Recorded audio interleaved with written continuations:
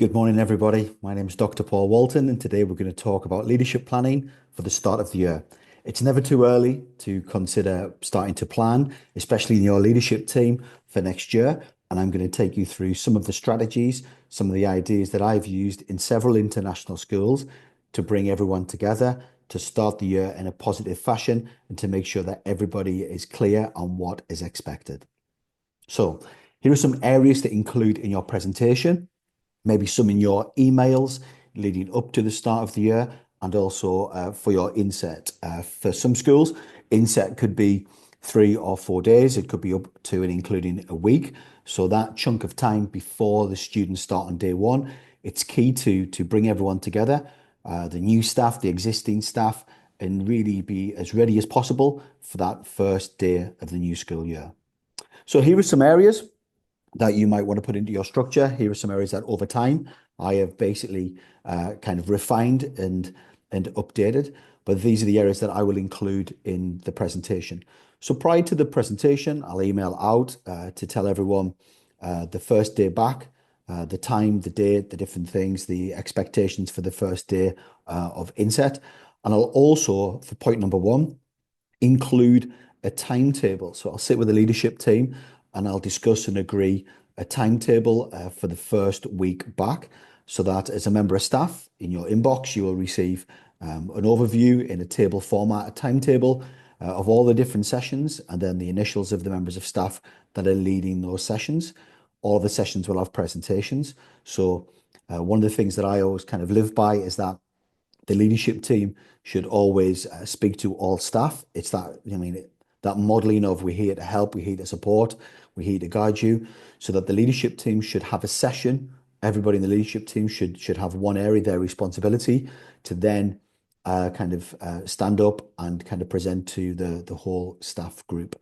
So in that week, the principal will start, first of all, with their kind of welcome back presentation. And here are some of the areas from point 2 to 11 that I would include in my welcome back. But additionally to that, after the welcome back, you would have safeguarding, teaching and learning, continued professional development, learning support, time for classrooms. You'd have meetings, you'd have sessions on assessment, sessions on curriculum, technology for learning sessions on possibly on HR with embassies and other areas that you need to show staff. Some are annual, some are every 2 years. So for example, safeguarding will be that rolling item that's essential. Learning support, again, teaching and learning are all key areas that are 1 year. Some of them can be kind of every 2 years or can be held later on in the school year. So principals start off first of all the staff know what the sessions are going to be, what time they're going to start, where they've got to go, the location, because it's in their timetable. But really their principal starts off, sets the tone, welcomes all of the new staff. It's important in that room in front of you. You might have 150 people, 30 of them might be absolutely new. They've moved their lives. They might have traveled to a different location, different country. It's not just the school next door. They might have moved to another side of the world with their families, life-changing. So welcoming the new staff into the family, into the community is absolutely key. And also recognizing promotions. It's a fantastic way to start off by celebrating the staff, always staff first of all. And it really creates that kind of positive, that kind of that good energy and the focus where it should be on the teachers and really making them feel valued and recognized. Next of all, the roles and responsibilities. So on this particular section, I would go through roles and responsibilities. This might dovetail in nicely to the HR session with their staff handbook. The HR session will go through many of the key areas of the staff handbook with new staff, and also if there's any other responsibility areas that have been changed, it's a very good one to include, especially in this session, so everyone is clear, everyone is consistent, and everybody hears it from the very start. And then number 4, this for me is really key. It's what is your approach? What are your expectations? Who are you as a leader?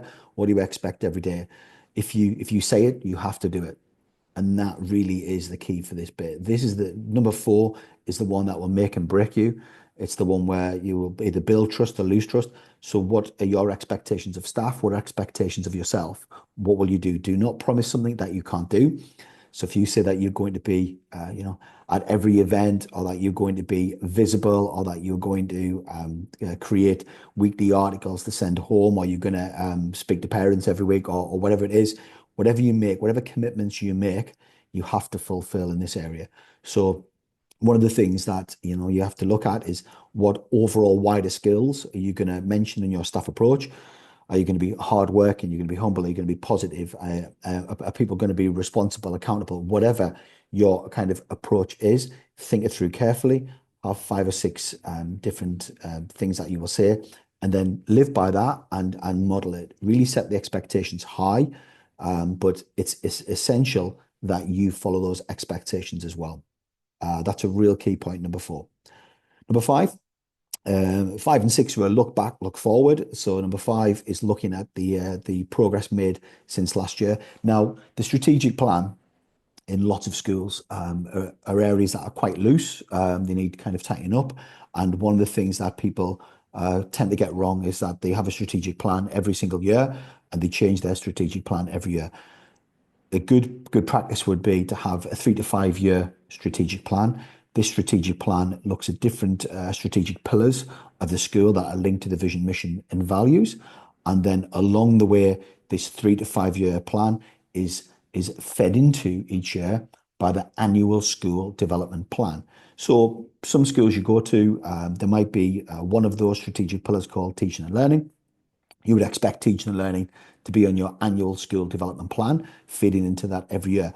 But one of those areas could be facilities, and there could be an exciting update in 2 or 3 years for music facilities, for example.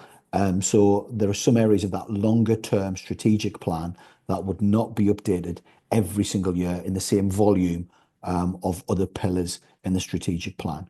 So the annual school development plan is that yearly document, normally in a table format, where people will have all of their priorities linked to the pillars. Say there's 8 pillars in the strategic plan, linked to those kind of pillars or those areas in the strategic plan, and then many different areas inside of each of those pillars where individual people will then take up targets or areas for them to do.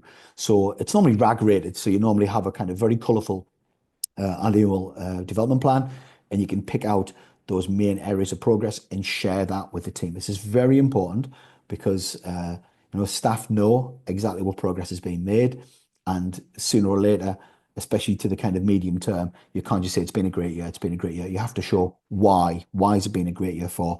What has been achieved? What are those areas that have made really good progress? So you could do a summary of the areas that were completed, or the areas that the pillars that had the most progress, and then you can then explain, okay, that's where we were last year. This is the big overall plan. Here are some of the main aspects that we need to get involved in. And you can basically mix this together by saying, here are some of the areas that we're going to work on, some of the leadership team.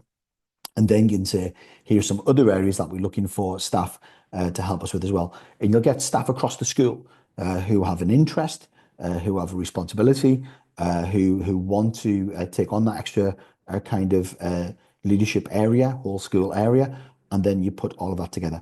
That 25-26 priority plan will be put together probably in the first week.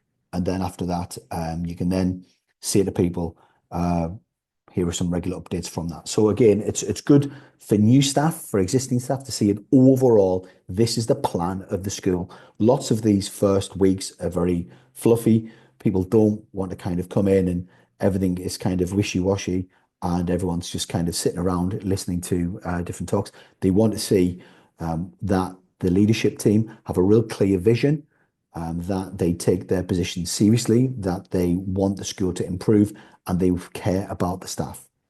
So number 7 is one where if there are any new changes to the school, so an introduction of a new piece of technology or a new resource in the school, these are the big changes that impact everybody, not the ones department level. These are the ones, the big changes. We're using a new management information system, or we've got a new attendance protocol, or something, a big change that's going to impact everybody. There's an area of the building that is going to be used in a different way. So basically, this is very important. And what I would do is I would list the changes, say there are 6 or 7 changes, and for each change, I would mention the change, and on a slide in front of the staff, I would give a reason why. Now, we don't expect everybody to agree with every single decision a leader will make, and they don't have to. But one of the things that you should do is have a reason why. If people can see the change and see the reason, they might not agree with it, but if they see there's a reason behind it, then that's easier to digest rather than kind of saying, right, these changes have been made because we've said so. Again, it opens up that transparency. Everything can be reviewed, everything be evaluated, everything can be kind of returned to in the future. But it's really important to make sure that the decisions, the changes that you make, you have a reason for making that change. And like I said, that might alter in the future, but it's really important to kind of say, we've decided to do this, and these are the reasons why. Next slide, another change. These are the reasons why. Um, Branding and marketing, it helps everyone. Reputation is such a key aspect of school. One of the areas that people will mention, I think it's quite common, is that if you look for the reasons why parents choose a school, or if you look to the important factors of each of the schools, it's the reputation. So you might look at things like fees, facilities, location. You might look at examination results, quality of teaching and learning, for example. But reputation encompasses, I believe, all of that because it's word of mouth. And if you look at your marketing teams and you say, where do many of our parents come from, or how do they hear about the school? Even though social media is important, even though all the advertising is important, and the physical advertising along with the digital advertising, but word of mouth, and that comes directly from reputation, is really key. So it's really good to kind of give an update. This is what we're going to do this year. Here are the areas that we're going to market. Here are the areas that we're going to promote across the school. These are the areas that we're proud of. You can use this as an opportunity to help staff because when they are sitting in their classroom, when they are walking around the school, when they are with parents, you can give them 2 or 3 pieces of information at this point. What percentage of students will do an extracurricular activity could be a good one. The curriculum that is used across the school, an indication of the examination successes or the accreditations that the school has. If you can equip the staff with 2 or 3 powerful kind of facts that you're proud of, then that will really help kind of the word of mouth, the reputation of the school, and make everyone feel proud of the place that they work. The next one, number 9, building changes and updates. This is a very logistical point. It's probably one of my favorite points as well. Getting ready for that first day, and this is where the kind of the tone changes, the getting things done. I normally quote that quick video from Barack Obama. There's a great video, just get things done. And it's about making sure that we're ready for the first day. So the deliveries, the maintenance, the projects, the fixtures, the fittings, the cleaning, all of the moving furniture around, listening to staff, having a protocol where that if somebody needs extra chairs, if they need a cabinet moved, a desk moved, if something needs to be cleaned, there's a real clear point. So I'd have a slide saying, if there's anything that you need support on, and I said extra table, chairs, whiteboards, projector changing. Let this person know, let that person know, so then they can basically get on that immediately, fix it, and then make sure that you have all the tools that you need for that first day back at school. Also including any resources, so the staff have the pens, the pencils, the rulers, the hole punches, all of the stationery, the whiteboard markers. They have all of those things taken care of, and that they aren't worried about any of the logistical things for that first day back. If you can get that right, then the staff will really appreciate it. It's those small things, all the classroom resources, all of the classroom stationery, down to the tea, coffee, and biscuits in the classroom, making sure the classrooms are clean, making sure everything's organized, and having someone to call each of those areas if you need something in each of those areas are really, really key. Number 10, this is the kind of check-in area again. It builds that model of making sure that people feel that we're working with the staff rather than that kind of outdated approach of top down, telling people this is the right way, not listening to people. If you head down that route, then you're going to lose staff. Staff are going to feel kind of disconnected from the vision, and eventually it's going to lead it to a bit of a toxic workplace. So really, it's absolutely key to make sure that you're building good check-in routines. One of the areas to check in is the staff survey. I would normally send out a quick question or two through a Google form. Three questions, two, three questions about, how ready are you for the first day? What are your main concerns? What are the areas that you're looking forward to? Different, just making sure that they have everything they need for that first day of school is absolutely key. And I would also do a second staff survey. Normally, I've created a staff wellbeing and welfare survey.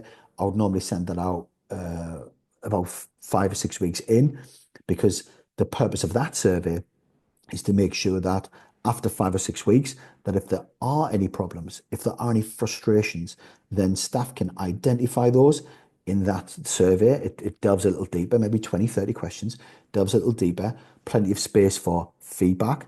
And then when staff fill in that second survey, again, all the results are shared with the staff, but you might be able to nip problems in the bud. If you don't send out that survey, then you run the risk of closing down those communication channels, and staff will become frustrated, feel like things are not going to change. And again, they might leave, and it's much easier to retain amazing staff rather than hire them.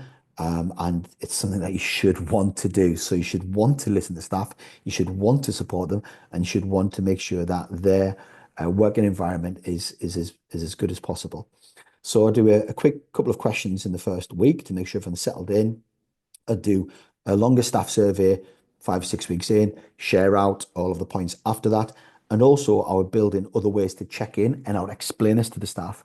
What time you arrive in the morning, if you need, pardon me, if you need anything in the morning, I'm at this location at this time. If you see me walking around, please stop me. If you need anything regarding to classrooms, resources, safety, email me. So you've said this is where I am in the morning, this is what time I leave, or this is where I am. You can email me. I walk around each morning. You can see me. The duties you do, I will be at this duty at this time. So again, it's making sure that they have lots of ways to check in, and I would encourage your other leaders to do the same in their smaller meetings, in their more kind of specific meetings as well, so that if I'm a member of staff, I'm not sitting on my own thinking, where is the head of department at, or the head of the school, or the principal. They know where someone is, and they feel confident and comfortable that they can go and speak to that person at any time. So staff check-ins, first initial survey, I'll do 2 or 3 questions, and then get that back out to all staff. This is what we sent out. This is what came back in. We are going to do that with X, Y, and Z. And then having routines for them to check in on a regular basis, like I've explained, where you are, what time you are there, duties, and make a list of again, being transparent on how to speak to you. But that staff check-in really builds that trust, builds that consistent approach, and makes people feel that they can speak to you and that you will listen. At the end, I would also put in some key dates and next steps. Again, this is all about routines. The routines are absolutely king at this point. I'll put in the next kind of key date. So, I mean, you've got your inset timetable, the first week back. Here are some dates. In the future, this is how the dates are shared out. This is the calendar. This is where the calendar is. Here are the events at school. This is where the main events are from either the principal or the head of school. Here are the routines that we send out. So we have a weekly briefing, or we have a weekly email, or that we have a weekly newsletter or a monthly newsletter to parents, and building those communications. Because if parents ask staff what is going on about swimming lessons, PE lessons, art equipment, tutor time, then those areas of communication have been signposted to staff. So then they can say, okay, if you want to know what time the trip leaves for that for the zoo, then look at the update that comes out at the end of the week. So as a leader, share out how you communicate to the parents. And again, like I mentioned earlier on in the presentation, make sure you do them. Make sure you do your weekly email, don't miss them. Make sure you do your articles. Make sure you are present at events, because those next steps build slowly the trust with staff. It might not happen straight away, but over time, it builds, and people will then see that each of these individual commitments that you make, you have fulfilled. So it really makes everyone feel calm. It makes everyone feel together, and it makes everyone feel that there are no surprises. Just like parents, when they go to parents' evening, we don't want any surprises. Staff, when they go in each day, we try and limit those surprises, and we make everything as calm, as supportive, and as professional as possible. So hopefully those areas have helped. A lot of information there for you to look at, a lot of information for you to look at and to include in a very thorough kind of start of year presentation to use at school. The only other thing I would do as well is if there's a quote or some feedback from a staff member the year before, again, this really is a nice touch to put in, especially for the new staff members to see quotes kind of up on the screen. You haven't even got to put the staff member's name. You could put, primary staff member or parent or student. You could finish with a couple of quotes on top of that as well. If you have any questions about any of the points before or anything I've mentioned in this video, then please reach out and contact me. I'll be very happy to answer anything or share any further resources. Okay. Thank you very much for joining us today and have a great day.